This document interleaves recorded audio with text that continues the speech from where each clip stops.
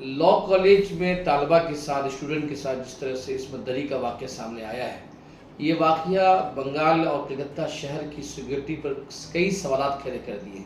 ऐसा लग रहा था कि आरजी कार्ड में खातून डॉक्टर की इस्मत दरी के बाद पुलिस, हुकूमत ने बहुत कुछ सबक सीख लिया है और ये उम्मीद की जा रही थी कि इस तरह के वाक़यात दोबारा नहीं होंगे। लेकिन उसके बावजूद भी महज़ 1 साल के बाद दोबारा इस तरह का वाक़या पेश आना, ये बतलाता है कि न पुलिस ने न हुकूमत ने कोई सबक नहीं सीखा है। लॉ कॉलेज के वाक़े ने कई सवालात खड़े कर दिए हैं, क्योंकि इस मामले में जो शख्स गिरफ्तार हुआ है वो उस कॉलेज का फॉर्मर स्टूडेंट भी है, उसका ताल्लुक तृणमूल कांग्रेस के स्टूडेंट यूनियन से है और जिस तरह से कैंपस में तृणमूल कांग्रेस के यूनियन का गलबा है, कब्जा है, उसके क्या तालीम पर असरात हो रहे हैं, उन तमाम कई सारे सवालात पर बात करने के लिए आज हमारे साथ सेंट जेवियर्स कॉलेज के मैथ डिपार्टमेंट के प्रोफेसर रवि इस्लाम साहब हैं। रवि इस्लाम साहब आपका इंसाफ न्यूज़ ऑनलाइन पे खैर मकदम है।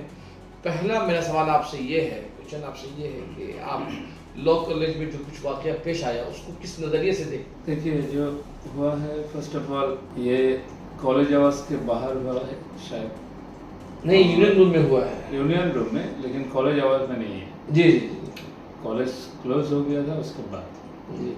और सबसे बड़ा बात है जो जिन्होंने और जिन लोगों ने ये सब किया है वो तो प्रेजेंट कॉलेज के स्टूडेंट ही नहीं है। तो कॉलेज के स्टूडेंट नहीं है प्रेजेंट, तो कैसे करके कॉलेज के अंदर में आ रहे लोग? पहले तो ये देखना होगा। मानिए हमारे कॉलेज से जो पास करके गया है वो अगर चाहेगा तो कॉलेज में घुस नहीं सकेगा, सिक्योरिटी अलाउ नहीं करेगा। सिक्योरिटी जो अलाउ कर रहे हैं किस हिसाब से कर रहे हैं? अगर उसका कुछ ऑफिशियल ज़रूरत हो तो ठीक है, परमिशन लेकर आ सकते हैं या ऑफिशियल टाइम पे आएगा, ऑफिस टाइम में आएगा, लेकिन बाकी टाइम में आगे कॉलेज में घुस कर क्या कर रहे थे जो पास करके चले गया था? और ये किसी को मालूम नहीं है कॉलेज अथॉरिटी को कि यही सब लोग आते हैं कॉलेज में। और सर आप तो कॉलेज से हैं, खुद कॉलेज में पढ़ाते हैं, जैसा हमें मालूम है कि कॉलेज प्रेमिसेस किन के लिए है? जो पढ़ रहे वही लोग हैं। वही मैं पूछना चाहता हूँ कि इस वक्त जो बंगाल में, कलकत्ता में जितने भी कॉलेजेस हैं सब में इसी तरह की माहौल है कि तृणमूल कांग्रेस के जो यूनियन लीडर्स हैं वो बिना बेधड़क आते हैं, बेधड़क जाते हैं। नहीं, यूनियन करे, लेकिन कौन लोग करेगा? जो पढ़ रहे हैं, जो स्टूडेंट है वही लोग करेगा ना जी। लेकिन जो स्टूडेंटशिप जिनका नहीं है, जो बाहर के लड़का है या जो पास करके चला गया पुराना स्टूडेंट है, वो किस हिसाब से रोजाना आना जाना करेगा? ये तो अलाउ नहीं होना चाहिए। तो सिक्योरिटी बोल के तो कुछ बचा हुआ नहीं है। जो कोई कॉलेज में घुस के जो जी चाहे कर सकते हैं। सर इसके लिए कौन जिम्मेदार है? जिम्मेदार है जो कॉलेज जो लोग चला रहे हैं, कॉलेज की जो अथॉरिटी है, जो गवर्निंग बॉडी है, ये लोग कॉलेज में कौन कौन गेट क्रॉस करके अंदर जा पाएगा, इसका तो एक तो कानून होना चाहिए। आप सबको अलाउ कीजिएगा तो वहाँ जाके बाजार में जो होता है कॉलेज में होगा। सर ये जो सवाल खड़ा किया जाए कलकत्ता पुलिस पर, तो कॉलेजेस के कैंपस में तो पुलिस इंटर नहीं कर सकती है, नहीं, परमिशन लेकर कर सकते हैं। हाँ, तो आम दिनों में इंटर नहीं करती है बगैर परमिशन के या बगैर प्रिंसिपल के बुलाए बगैर। तो फिर इस वाकई के लिए कलकत्ता पुलिस को कौन जिम्मेदार बनाया जा रहा है? नहीं, देखिए, पुलिस भी कॉलेज में बिना परमिशन एंटर नहीं कर सकते, लेकिन जो पुराना स्टूडेंट है वो लोग किस हिसाब से रोजाना वहाँ आना जाना कर रहे हैं, यही तो मुश्किल है। और हर कॉलेज में तो अभी CCTV है ना, तो कौन आ रहा है कौन जा रहा है उसको तो रिकॉर्ड है सबके पास। तो ये जो अलाउ करके रखा था वो लोग, ये तो गलती है, गलती तो इसमें है। और पुलिस कॉलेज के अंदर में जो हो रहा है, आप हाँ बोल सकते हैं कि वहाँ तो पुलिस का हाथ में सिक्योरिटी नहीं है, पुलिस की जिम्मेदारी तो नहीं है, लेकिन घटना घटने के बाद जो कोर्स ऑफ एक्शन होना चाहिए वो अगर पुलिस ठीक से करेगा तो ठीक है। पुलिस ने कहा कि हमने 4 लोगों को विद इन 8 आवर्स से 7 आवर्स में गिरफ्तार कर लिया है। गिरफ्तार कर लिया है पुलिस, लेकिन ये भी देखना होगा जो बयान सामने आया है, जो लड़की जो विक्टिम है उससे जो हम लोगों को जानकारी मिला है, वहाँ कहा गया कि तुम ज़्यादा कुछ करोगे तो तुम्हारा माँ बाप को केस में फंसाया जाएगा। पुलिस ने बोला नहीं, जो गिल्टी है, जो लोग अपराधी है वो लोग कहाँ है? जी। तो एक नेता कह रहे हैं कि आपको पुलिस केस देके फंसाया जाएगा। तो ये जो नेता का जो ये ये जो बयान कैसे करके आता है, इसीलिए आता है कि वो लोग इस तरह का काम करते हैं।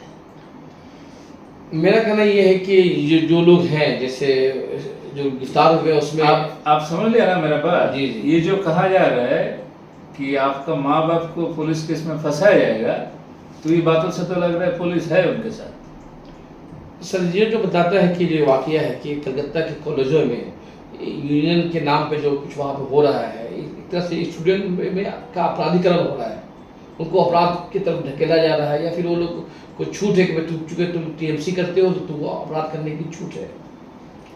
देखिए, जो पावर में जो पार्टी है या कॉलेज यूनियन में जो पार्टी जीत कर आया है, अगर वो बाहर के पॉलिटिकल इन्फ्लुएंस से चलेगा तो इस तरह का होता रहेगा। कॉलेज में जो छात्र यूनियन का मैं अगेंस्ट में नहीं हूँ।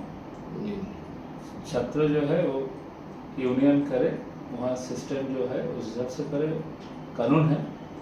लेकिन बाहर का पॉलिटिक्स उसमें इंटरवेन कर जाएगा तो कॉलेज का जो इंटरेस्ट है वो बचा नहीं रहेगा। मेरा सवाल आपसे ये है, कॉलेज यूनियन का जो इंटरेस्ट है वो तो कॉलेज का इंटरेस्ट ही उनको जोड़ा हुआ रहना चाहिए, लेकिन बाहर के पॉलिटिक्स जाके वो इंटरवेन करेगा तो इंटरेस्ट दूसरा तरफ। मैं तो अब यूनियन इलेक्शन क्यों नहीं हो उस पर सवाल पूछूंगा। उससे पहले मेरा सवाल आपसे कि आपकी जो एजुकेशन है कलकत्ता में हुई है, तो उस वक्त जो जब आप पढ़ रहे थे उस वक्त तो लेफ्ट गवर्नमेंट थी, बेशतर कॉलेजों में लेफ्ट यूनियन चल रहा था।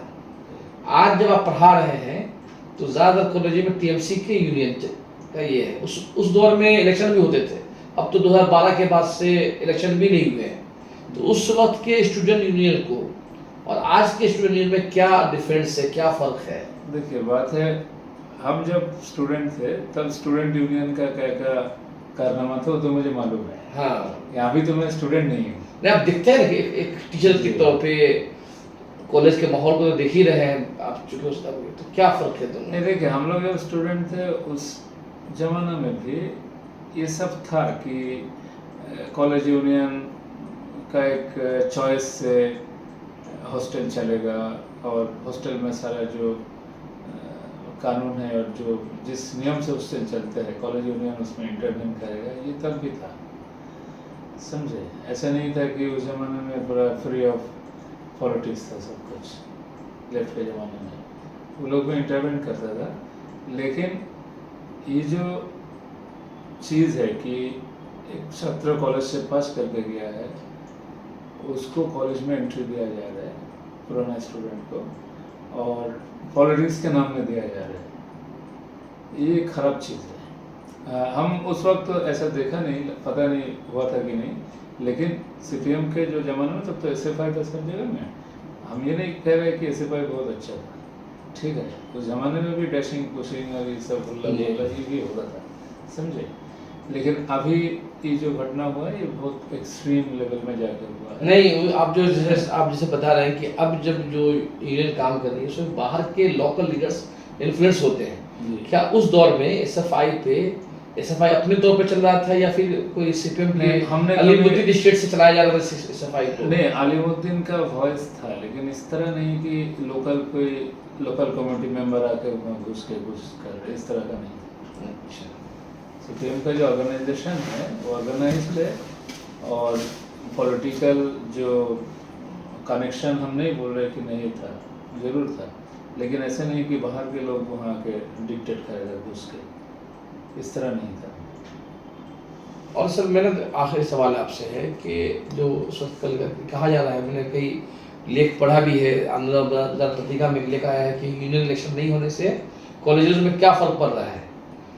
तो मेरा सवाल आपसे ये कि आप जो यूनियन इलेक्शन 2012 के बाद से नहीं हुए हैं, और ख़ुद ममता बनर्जी ने लास्ट ईयर में दुर्गा पूजा से पहले कहा था कि दुर्गा पूजा के बाद हम फौरी तौर पे इलेक्शन कराएंगे, और अभिषेक बनर्जी ने भी लास्ट ईयर दुर्गा पूजा में कहा था कि तुम इलेक्शन हुआ तो आप ज़्यादा से ज़्यादा लड़कियों को मौका दे दीजिए। अब ये नया दुर्गा पूजा आने वाला है, एक साल गुजर गया, तृणमूल कांग्रेस स्टूडेंट यूनियन का इलेक्शन कराने से क्यों डर रही है, उसका क्या डर है? देखिए, छात्र जो है, स्टूडेंट जो है, वो समाज में सबसे क्रीम तबका है। जी। तो उसका सोच जो होता है सबसे आगे बढ़ जाता है। समाज से जो बाकी करता है बाद में सोचता है।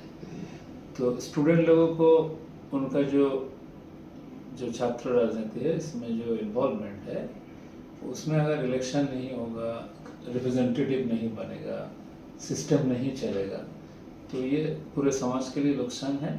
और स्टूडेंट्स लोग हर जमाना का सबसे आगे बढ़ के वो लोग काम कर सकते हैं, सोच सकते हैं। तो इलेक्शन होना चाहिए और मतलब उनका जो एक राय है वो भी अहम होता है कि युवा का जो राय है वो समाज में एक तो इम्पैक्ट होता है उसका। तो इस तरह इलेक्शन ना होना ये ठीक नहीं है, होना चाहिए ताकि रिप्रेजेंटेटिव बने और कमेटी बने, ठीक से काम हो। लेकिन अब जब रेप का कांड हुआ है, तृणमूल कांग्रेस अपने आप को बचाने की कोशिश कर रही है, बीजेपी सीपीएम जो है सवाल खड़ा कर रही है क्योंकि जो लड़का मैन अपराधी है जो वो उसके पॉलिटिकल ताल्लुकात ज़्यादा है। अभी अभिषेक बनर्जी के साथ फोटोज हैं, वह कई टीएमसी के कई नेताओं के साथ उनकी तस्वीर है। तो ये और खुद ये कई अखबारों में खबर आ गई कि वो लड़का जो है मुस्तकिल परमानेंटली लड़कियों को इस तरह ऑफर देता था कि मुझसे शादी करोगे। तो अब मेरा सवाल ये है कि आपसे कि ये जो इस तरह का जो माहौल कैंपस में बन गया है तो फिर लड़कियां एजुकेशन करने के लिए कहाँ जाएंगी आगे क्या? देखिए ये तो एक शेम है कि एक जो पढ़े लिखे तबका जो आपसे और मेरा ओपिनियन नहीं मिल रहा है जी आपको फोर्स किया जा रहा है। जी डिफरेंस ऑफ ओपिनियन तो होगा, डिफरेंस ऑफ चॉइसेस होगा। जी आपका चॉइस अलग होगा, मेरा चॉइस अलग होगा। तो इसको जो नहीं मानेगा और ये इंस्टीट्यूशन में हो रहा है जो लर्निंग इंस्टीट्यूशन है जहाँ यह सिखाया जाता है कि दूसरे का जो ओपिनियन है उसको रेस्पेक्ट करो, उसकी चॉइस का रेस्पेक्ट करो और उसी में ये सब हो रहा है। और इसमें सबसे जो अहम चीज़ हमको लग रहा है कि जो छात्र नेता है वो इतना बुरा काम करते वो थ्रेटनिंग दे रहे, थ्रेट कर रहे कि तुम्हारे फैमिली मेम्बर को पुलिस केस में फंसाया जाएगा। तो इससे पता चलता है कि उसका पार्टी से या जो पुलिस से कितना बैकिंग मिलता होगा।